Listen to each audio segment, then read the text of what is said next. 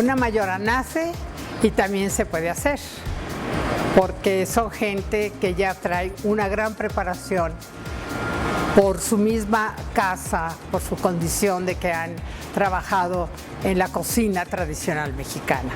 Y se hace porque también puedes transmitir lo mucho o poco que se sepa a las personas que quieran trabajar en cocina.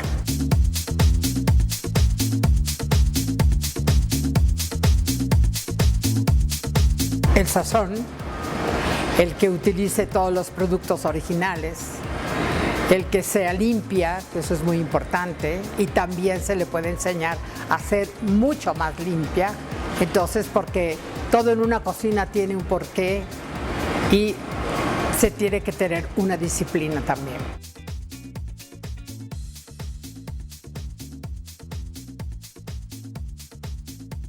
Podemos tener muchos sabores. Bueno, hay un mole de olla, que es el mole de olla que se hace con chambarete y xoconostle, que es un mole de olla diferente el que yo hago, por ejemplo, en el estado de Veracruz, que es con espinazo, con mucho pasote y claro, es chile guajillo. Pero aquí en el altiplano sí es el mole de olla con chambarete, con pieza de res, con xoconostle, y ese es el que se hace aquí en México y es muy sabroso también.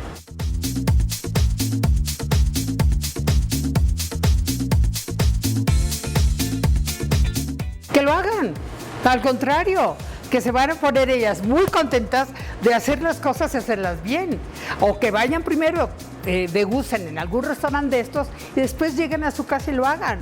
Pues si todos los ingredientes están. A mí me encanta ir los sábados a Xochimilco, encuentro de todo en Xochimilco, las verdolagas frescas, el cilantro fresco, los nopalitos chiquitos o grandes frescos, el maíz. Entonces hay que hacerlo y además pues todo mundo puede dar una receta buena.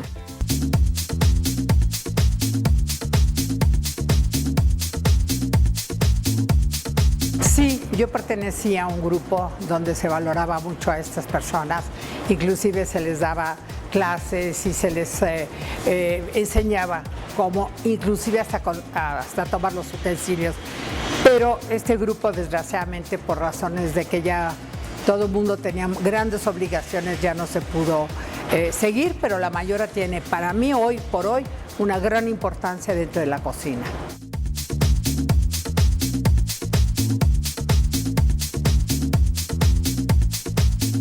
Pues mira, yo sé que hay truchas que se puede comer, se comen las truchas, se comen unas quesadillas muy sabrosas. También hay lugares como la barbacoa de Casa Pedro, las cazuelas de la abuela y el nopalito. O sea que veo yo que cada restaurante de estos tiene sus especialidades. Pero ahí se cultiva realmente la trucha también. Y es muy importante para esa parte de la Magdalena Contreras. Es una zona del surponiente de la Ciudad de México que combina una valiosa herencia prehispánica y una reserva forestal que constituye uno de los pulmones más importantes para esta megalópolis. La historia de esta demarcación comienza con el asentamiento de 4 pueblos de origen tepaneca: Atlitic, Totolapan, Aculco y Ocotepec, mismos que tras la conquista tomaron los nombres de Santa María Magdalena Atlitic, San Nicolás Totolapan, San Jerónimo Aculco y San Bernabé Ocotepec, barrios que hasta la fecha conservan su herencia originaria. Este sitio es el lugar ideal para disfrutar un fin de semana de aventura sin salir de la ciudad, pues es sede de espacios como el Parque Nacional Los Dinamos, el Parque Nacional Lomas de Padierna y colinda con una parte del Parque Nacional Cumbres del Ajusco. Y si hablamos de las especialidades gastronómicas de la demarcación, es imposible dejar de mencionar los tamales, los michiotes de cerdo, la barbacoa, los tacos de acosiles, la tradicional trucha y una amplia variedad de platillos de la cocina popular mexicana, los cuales se pueden degustar desde hace 35 años en el restaurante Don Beto.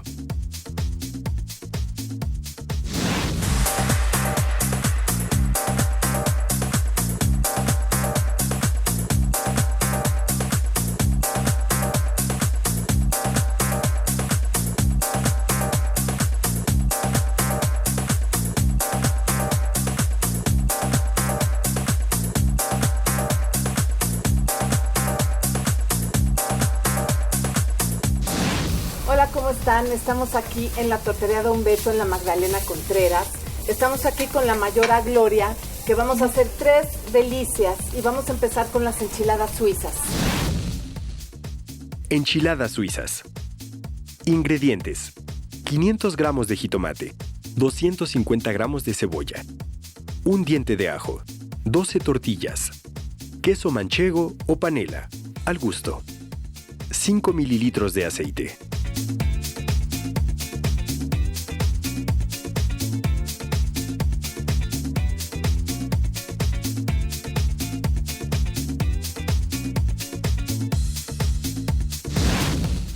Entonces, a ver, cuéntenos, ¿qué vamos a hacer? Vamos a moler el jitomate, que ya está asado, con el ajo. Sí. Lo vamos a sazonar con aceite y a molerlo para que... Es muy importante, acuérdense, en la cocina tradicional mexicana, de asar todos los ingredientes.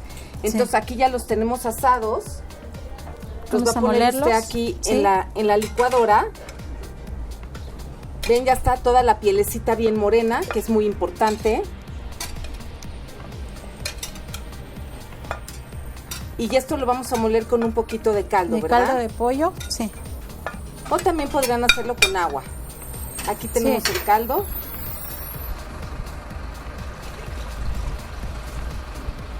Y esto lo vamos a moler aquí. Sí. A que quede bien tersa la salsa.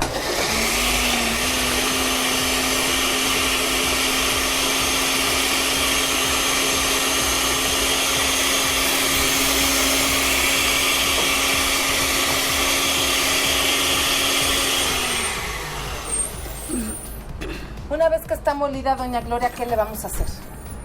Vamos a poner las tortillas. No, esta salsita. Ah. La ponemos en la vamos estufa a guisar. Ajá. Con un poquito de aceite, ¿es correcto? Sí. Y la vamos a dejar allá que se sazone. Con un poquito de nor suiza, Ajá, un poquito de sal. Y ya esperamos hasta que esté hirviendo. Sí. Y ya empezamos a hacer las tortillas, ponerlas en la plancha. Sí. Les pone un poquito de aceite. De aceite, sí. O manteca también puede ser. Puede ser manteca. Ya el pollito, que ya lo tenemos aquí deshebrado. Y se dan cuenta, aquí está la salsa. La presan aquí, ya cambió de color, porque por supuesto ya esta está cocida. Esta está más roja, va tomando color pálido, pero tiene que estar bien sazonada. Ya están fritas las tortillas, ahora le vamos a poner el pollo.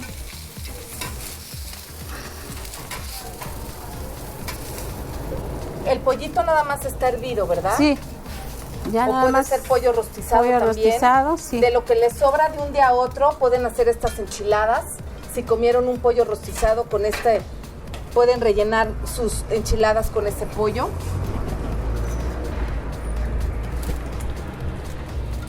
Luego le ponemos el queso. Le pone queso manchego. Le puede poner también queso cotija. Sí, también.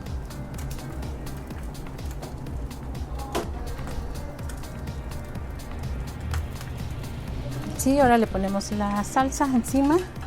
Ya se mete al horno. Lo mete al horno sí, para que se funde el queso. Para que se gratine. Bien caliente, sí. Con crema encima y ya. Ok, pues esto lo vamos a meter al horno. Al horno, sí. Y ahora volvemos para que vean cómo queda el plato.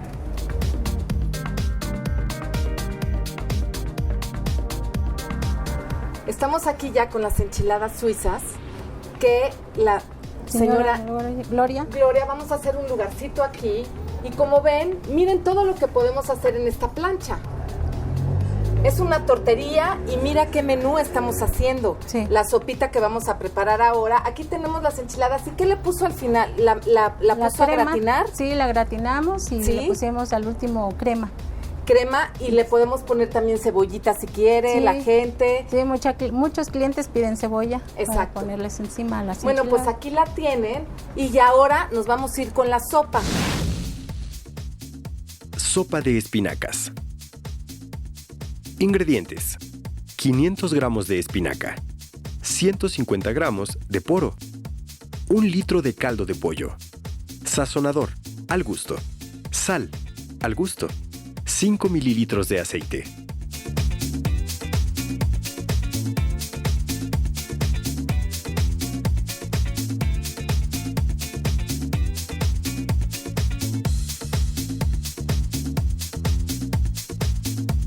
A ver, cuéntenos, ¿qué vamos a hacer con la sopa? Ya tenemos la charola aquí caliente. Sí. Le vamos a poner el poro,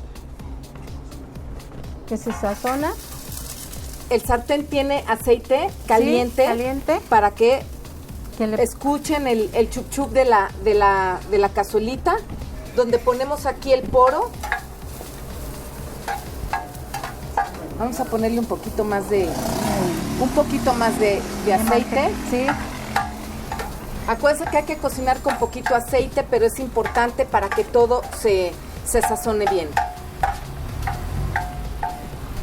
Esta es una sopa muy vegetariana, ¿verdad, señora sí, Gloria? sí, señorita. La Después de piden mucho los clientes. Vamos a ponerle la espinaca. la espinaca fresca, bien limpia, Bien lavadita. ya Sí. bien limpia para que no tengan nada de tierrita en la sopa. Sí, señorita, así es. Y esto se hace chiquito, ¿verdad? Sí, mire, ahorita como ya se está poniendo. Ya que se sazonó bien, le ponemos el caldito de pollo. Lo que sí es que es importante quitarle los rabos a la espinaca.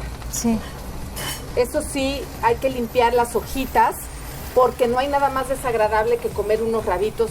Entonces nada más que estén las puras hojitas. las puras hojitas, sí.